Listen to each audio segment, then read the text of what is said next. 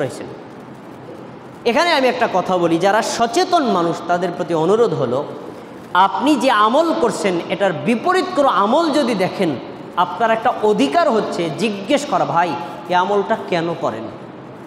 কিছু মানুষ আছে জিজ্ঞেসও করবে না, দূর থেকে সমালোচনা করবে, এমন মানুষ আছে না নাই? এরা কিয়ামত পর্যন্ত হেদায়েত পাবে না। আবু দাউদে একটা হাদিস বর্ণিত রয়েছে, রাসূল সাল্লাল্লাহু আলাইহি ওয়াসাল্লাম বলেন, আল্লাহ সাআলু ইযলাম ইয়ালামু, তারা যেহেতু জানে না কেন তারা প্রশ্ন করে না, তাদের জানা উচিত যে ইন্নামা সুয়ালু ইল মারিদ, নিশ্চয়ই প্রশ্ন করা এটা হলো অজ্ঞতার একটা ঔষধ। মানুষ না জানলে প্রশ্ন করবে, কিন্তু আমাদের সমাজের কিছু আলেম ওলামা আছেন, মুসল্লিরা প্রশ্ন করলে তেলে বেগুনে রেগে যান। কেন রাখবেন? এটা মুসল্লিদের অধিকার, জানার অধিকার আছে আপনি এরকম আমলটা কেন করেন, ব্যাস আপনি হাদিসটা তুলে ধরবেন, আমল করা না করা তার দায়িত্ব। প্রিয় ভাইয়েরা, আমরা এবার সাজদায় চলে গেলাম। সাজদায় যাওয়ার পরে আমরা অধিকাংশ মুসল্লিরা সাজদায় গিয়ে ভুল করি, জানি না কয়টা অঙ্গে সাজদা দিতে হবে, কি পদ্ধতির সাজদা দিতে হবে। দেখবেন কিছু মুসল্লি আছে সাজদা দেন কিন্তু তার নাকটা জমিনে মিলান না, নাক জাগানো রাখেন, কপাল মেলে নাক জাগিয়ে রাখেন। আবার অনেক মুসল্লিদেরকে দেখবেন নাক, কপাল, হাত পা ঠিকই মিলানো আছে, দুই পা জমিন থেকে উপরে জাগানো।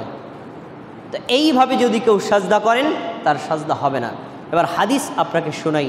নবী সাল্লাল্লাহু আলাইহি ওয়াসাল্লাম বলেছেন, উমিরতু আইয়াসজুদা আলা সাবআতি আদাইন, আমাকে আদেশ করা হয়েছে আমি যেন 7টি অঙ্গে সাজদা দেই। এখন আমাদের নবীকে আদেশ করা হয়েছে 7 অঙ্গে সাজদা দিতে। বলেন তো নবীকে আদেশ কে করেছেন? আল্লাহ। নবীকে তো অন্য কেউ আদেশ করতে পারে না, আল্লাহ। এখন সে 7টা অঙ্গ কি শোনেন, ওয়ালা আকুফা শারান, নবী সাল্লাল্লাহু আলাইহি ওয়াসাল্লাম বলেছেন আমাকে আরও আদেশ করা হয়েছে আমি যখন সাজদা করব আমার চুল যেন গুটিয়ে না রাখি। চুল স্বাভাবিক থাকবে, চুল যদি একটু পড়ে যায় এই চুলটাও আল্লাহকে সাজদা করবে। এরপরে বলেছেন ওয়ালা সাওবান, আমি যেন আমার কাপড়টাকে গুটিয়ে না রাখি। অনেকে আছেন সেজদায় যাওয়ার পরে একটু পাঞ্জাবিটা যদি এলোমেলো হয়ে পড়ে এটাকে আবার গুছায় না, আপনার কাপড়টাও আল্লাহকে সাজদা করবে, আপনি কাপড়ও গুটাতে পারবেন না, নবী সাল্লাল্লাহু আলাইহি ওয়াসাল্লাম নিষেধ করেছেন। এখন এই অঙ্গগুলো কি শোনেন, কি কি?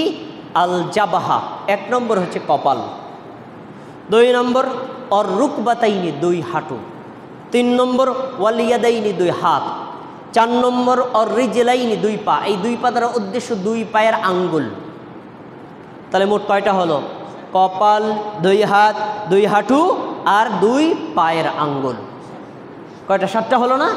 আর একটা হাদিসে কপালের একটু ব্যাখ্যা দেওয়া আছে, কি সেটা হলো নবী সাল্লাল্লাহু আলাইহি ওয়াসাল্লাম ইঙ্গিত করেছেন 7 অঙ্গের কপাল দ্বারা উদ্দেশ্য হলো ওয়া আশারা বিয়াদিহি আলা আনফিহি, কপালের সাথে নাকও থাকবে। তাহলে এখন একটা অঙ্গ বাড়লো, মোট কয়টা হলো? 8টি অঙ্গে সাজদা দেওয়া ফরজ। মনে রাখবেন, কপাল, নাক, 2 হাত, 2 হাঁটু আর 2 পায়ের আঙ্গুল, এই 8টি অঙ্গ দিয়ে সেজদা করতে হবে। এর সেজদার শুরু থেকে শেষ পর্যন্ত যদি একটা অঙ্গ জমিনের সাথে না মেলে সেজদা বাতিল, সেজদা হবে না। এজন্য প্রত্যেককে এ বিষয়ে খেয়াল রাখতে হবে আমি সাজদা করার সময় এই 8টি অঙ্গ দিয়ে করছি কিনা।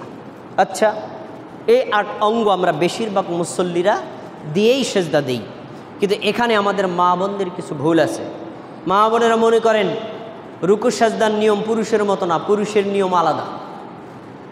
শোনেন, আমি গত 2 জুমা আগেও আপনাদেরকে বলেছি যে সলাতের পদ্ধতিতে নারী পুরুষের কোনো ভিন্নতা নাই, কিন্তু পর্দার বিধানের ক্ষেত্রে নারী পুরুষের ভিন্নতা আছে। এজন্য কিছু কিছু জায়গায় নারীদের একটু ভিন্ন নিয়ম দেওয়া হয়েছে। যেমন ইমাম যদি ভুল করেন, পিছনে মুসল্লি যদি নারীও থাকেন পুরুষও থাকেন, তখন পুরুষ মুসল্লিরা বলবেন সুবহানাল্লাহ, আর নারীরা কি করবেন? মুখ দিয়ে কোনো শব্দ উচ্চারণ করবেন না, হাতের তালি দিবেন, মুখে কোনো শব্দ উচ্চারণ করবেন না। প্রশ্ন হলো কেন করবেন না? কারণ নারীর কণ্ঠটাও পর্দার অন্তর্ভুক্ত। তাহলে এখানে একটা ভিন্নতা পাওয়া গেল।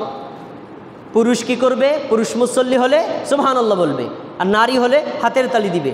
ভিন্ন আছে না নাই? এটা নামাজের ভিন্নতা না, এটা পর্দার বিধানের ভিন্নতা। এই খুতবা আমি আমার নামাজের প্রসঙ্গে শেষ খুতবায় নারী পুরুষের কি কি ভিন্নতা আছে আমি উল্লেখ করব।